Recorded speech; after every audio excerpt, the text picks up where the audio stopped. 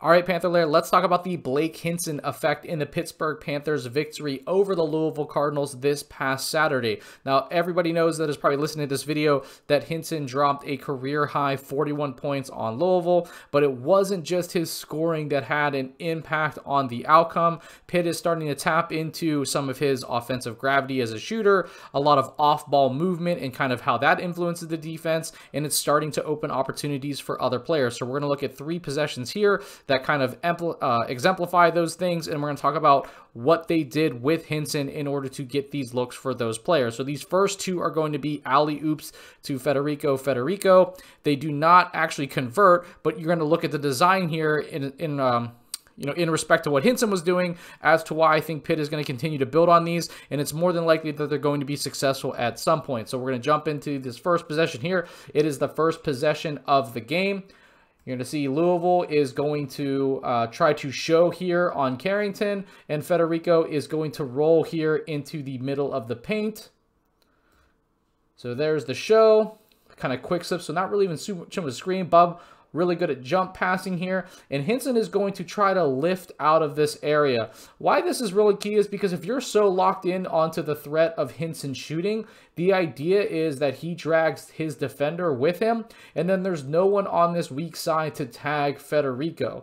That doesn't end up being the case. The defender stays in here despite the lift, but we do see a foul here, and Federico did actually make both of those free throws. So this is later in the first half. Going to be a similar situation here. They're going to execute this ball screen. Federico is going to open up here and get into the middle of the floor.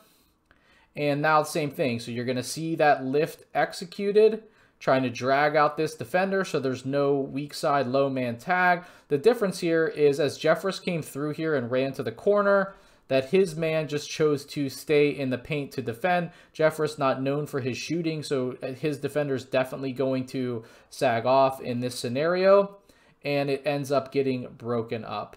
But again, you can see the effect that Hinson had there.